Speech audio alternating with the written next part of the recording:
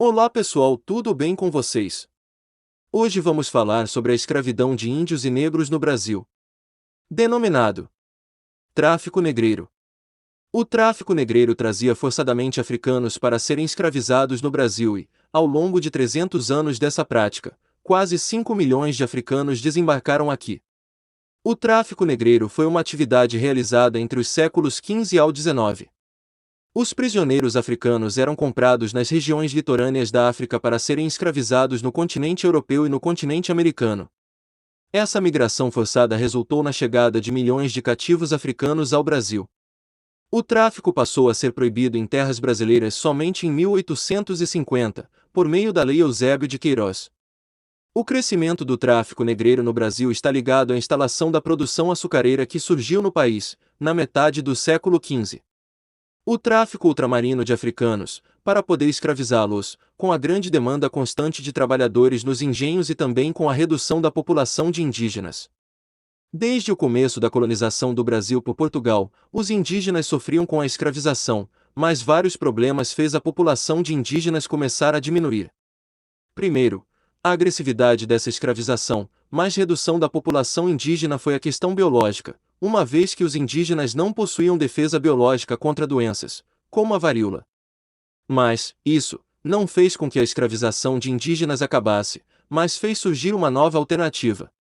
Além disso, havia divergência entre colonos e a Igreja, sendo que a Igreja, por meio dos jesuítas, desaprovava a escravização de indígenas, pois pretendiam levá-los à conversão religiosa. Outro problema foi o choque cultural que existia nessa relação, pois os indígenas trabalhavam apenas para produzir aquilo que fosse necessário para o sustento de sua comunidade. O método europeu de trabalho para alta produção e riqueza não era costume de vida indígena e isso fez os europeus considerar os indígenas de inapropriados para o trabalho. As fugas contínuas dos indígenas, que conheciam a terra muito bem, também era preocupante.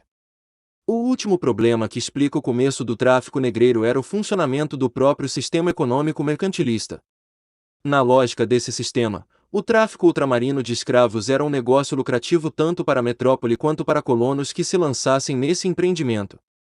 Dentro da engrenagem do sistema colonial escravista, a existência do tráfico negreiro atendia a uma demanda por escravos das colônias e, por ser um negócio muito lucrativo, atendia aos interesses da metrópole e da colônia. Isso porque o envolvimento de Portugal com o tráfico de africanos, com o intuito de escravizá-los, era um negócio que existia desde meados do século XV. Os portugueses possuíam uma série de feitorias na costa africana. A mais importante feitoria portuguesa em África foi a de São Jorge da Mina, com uma grande fortaleza e um considerável volume de negócios. Foi fundada em 1482 e controlava todo o Golfo da Guiné até ao Congo. Escravos, ouro, especiarias e marfim eram os principais produtos ali comercializados. Onde compravam africanos para enviá-los como escravos para trabalharem nos engenhos instalados nas Ilhas Atlânticas. Fechando, o entendimento dos historiadores, atualmente, sobre esse assunto é que a falta da mão de obra indígena e a criação de um negócio que tinha alta demanda por escravos, a produção de açúcar fez necessário grande uma demanda por outra mão de obra, e os comerciantes portugueses, percebendo essa necessidade, ampliaram o tráfico negreiro a dimensões gigantescas. Como funcionava o tráfico negreiro? O tráfico negreiro juntando os europeus teve início no século XV, quando os portugueses instalaram feitorias pelo litoral do continente africano.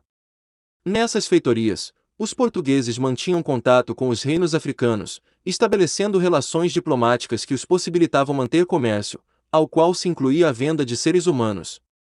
Com o tempo, outras nações europeias começaram a envolver-se com essa atividade e não apenas os portugueses. O tráfico de africanos realizado pelos portugueses, a princípio, atendia às suas necessidades internas e de suas ilhas atlânticas. No século XV, os africanos escravizados por Portugal eram utilizados em serviços urbanos, sobretudo em Lisboa, e eram utilizados na produção de açúcar nas ilhas atlânticas de Portugal, como Açores e Madeira. Com o desenvolvimento da produção açucareira no Brasil, a demanda de Portugal e dos colonos instalados no Brasil aumentou consideravelmente. Já na década de 1580, cerca de 3.000 africanos desembarcavam no Brasil. Apesar de concentrarem-se majoritariamente no litoral africano, os portugueses conseguiram penetrar na África Central e criar relações importantes com diversos reinos. Entre as principais feitorias portuguesas na costa africana está construída em Luanda, localizada em Angola. O historiador Roquinaldo Ferreira afirma que Luanda cumpriu papel fundamental como centro de formulação e execução de operações militares contra reinos africanos, e como base de intensa diplomacia entre europeus e africanos. Os escravos eram conseguidos por traficantes que obtinham os prisioneiros comprando-os, caso fossem prisioneiros de guerra, ou por meio de emboscadas realizadas pelos próprios traficantes. Os africanos, após terem sido feitos prisioneiros, eram levados a pé até os portos onde seriam revendidos para os portugueses, ou outros europeus. Nesses portos, os africanos eram marcados com ferro quente para identificá-los de qual comerciante eram. Nesses portos, os africanos prisioneiros eram trocados por alguma mercadoria valiosa, que poderia ser tabaco, cachaça, pólvora, entre outros. Depois de vendidos para algum comerciante europeu, os africanos embarcavam no navio que os transportaria para a América ou Europa. Esse navio era chamado de tumbeiro, pelo fato de ser um local onde muitos dos escravos embarcados morriam. Viagem nos navios negreiros. Os navios negreiros, em geral, comportavam, em média, de 300 a 500 africanos que ficavam presos nos porões em uma viagem que se estendia durante semanas. Partindo de Luanda, a viagem para Recife durava 35 dias, para Salvador durava 40 dias e para o Rio de Janeiro durava de 50 a 60 dias. As condições de viagem eram extremamente desumanas, e os poucos relatos que existem da forma como os africanos eram trazidos para as Américas comprovam isso. O local no qual os africanos eram aprisionados, o porão, era geralmente tão baixo que os africanos não conseguiam ficar em pé e o espaço era tão apertado que muitos tinham que ficar na mesma posição durante muito tempo. A comida era pouca e era basicamente uma refeição por dia. O historiador Jaime Rodrigues aponta que no início das viagens, quando a possibilidade de revolta dos africanos era maior, os traficantes de escravos ofereciam uma quantidade de alimentos menor ainda, para evitar que eles se rebelassem. A água também quase nunca era potável, e a comida oferecida eram feijão, farinha, arroz e carne seca. A má alimentação, principalmente pela falta de uma dieta rica em vitaminas, fazia com que doenças, como o escorbuto, causada pela falta de vitamina C, se espalhasse. Outras doenças também se espalhavam pela sujeira dos locais que abrigavam os africanos. Os porões eram escuros, sujos e abarrotados de gente, de tal maneira que até respirar era difícil. Outras doenças que se proliferou nos navios negreiros eram varíola, sarampo e doenças gastrointestinais. A mortalidade média era de 1/4 de todos os africanos embarcados. Claro que poderia haver variações nas taxas de mortalidade, com algumas viagens tendo menor número de mortes e outras tendo um grande número de mortos. Os relatos obtidos pelos historiadores já sugerem a motivação racista dos europeus no tráfico negreiro.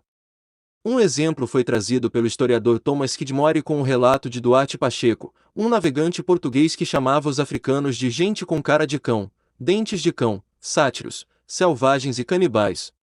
Tráfico negreiro no Brasil. Os africanos eram negociados e informações como idade, sexo e origem eram importantes na hora de vendê-los. O tráfico negreiro para o Brasil foi iniciado por volta da década de 1550, pelos motivos explicados anteriormente. O comércio ultramarino de escravos no Brasil estendeu-se por 3 séculos e teve fim somente em 1850, quando foi decretada a Lei Eusébio de Queiroz. Na década de 1580, o tráfico negreiro já era uma atividade bem estabelecida no Brasil e teve sua atuação aumentada no período minerador. Depois que o Brasil conquistou a sua independência, em 1822, o tráfico de africanos foi intensificado até a sua proibição definitiva. Durante todo o período de existência desse negócio, o Brasil foi o país que mais recebeu africanos para a escravização no mundo. A quantidade de africanos trazidos para o Brasil e para a América é alvo de intenso estudo de historiadores. O historiador Boris Fausto afirmou que cerca de 4 milhões de africanos foram trazidos forçadamente para o Brasil. Thomas Kidmore, apresentando dados de Philip B. Curtin, fala que o total de africanos trazidos foram de 3,65 milhões. A revisão desses números levou os historiadores à conclusão de que o total de escravos trazidos aproximou-se dos 5 milhões. As historiadoras Lilias Schwartz e Heloísa Stahli afirmaram que o número de africanos trazidos para cá foi de 4,9 milhões. Já Felipe Alencastre afirma que esse número foi de 4,8 milhões. Essas duas últimas estatísticas mencionadas são as mais recentes dentro da produção historiográfica. Estima-se que entre 11 e 12 milhões de africanos foram trazidos para a América.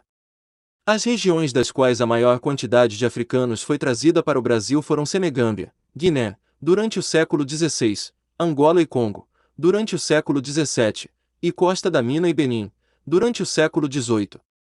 Durante o século XIX, os ingleses proibiram o Brasil de traficar africanos de locais acima da linha do Equador. Ao todo, Angola correspondeu a 75% do total de desembarques de africanos no Brasil, e na primeira metade do século XIX, um grande número dos africanos enviados ao Brasil eram de Moçambique. Os povos dos quais os africanos vieram foram variados, destaque para bantos, nagos, alçás, jejes etc. Os colonos tinham preferência por escravos de diferentes povos, pois isso dificultava a possibilidade dos mesmos se organizarem e de se rebelarem contra a escravidão. Os locais que mais recebiam desembarque de africanos escravizados foram Rio de Janeiro, Salvador e Recife, e depois poderiam ser comprados e enviados para diferentes locais do Brasil, como Fortaleza e Belém, por exemplo. O escravo era um produto bastante caro, e o historiador Boris Fausto informou que um colono levava de 13 a 16 meses para recuperar o valor que era gasto. Depois que iniciou o ciclo de mineração, o preço do escravo subiu e passaram a ser necessários cerca de 30 meses de trabalho para que o valor gasto fosse recuperado. Os traficantes pagavam impostos na alfândega instalada nos portos por cada africano que tivesse idade superior a 3 anos e na venda do africano. Informações como sexo, idade e origem eram relevantes. Os africanos escravizados eram comprados e forçados a trabalhar na lavoura, engenhos ou mesmo em trabalhos domésticos. Com a descoberta de ouro em Minas Gerais, um grande volume de africanos foram enviados para trabalhar nas minas. O tráfico negreiro existiu no Brasil até 1850, após um longo período, e a proibição desse negócio só aconteceu pela pressão dos ingleses e pela ameaça de guerra contra a Inglaterra por conta do Bill Aberdeen. Essa lei inglesa de 1845 permitia às embarcações britânicas invadir as águas territoriais do Brasil para caçar navios negreiros. A proibição do tráfico negreiro aconteceu por meio da Lei Eusébio de Queiroz, aprovada no ano de 1850, e com ela o governo iniciou um forte combate ao tráfico, fazendo com que a escravidão acabasse rapidamente. Após a aprovação da lei, cerca de 6.900 escravos foram desembarcados no Brasil até 1856. E depois disso a atividade acabou definitivamente. É isso, pessoal, vamos ficando por aqui e até mais.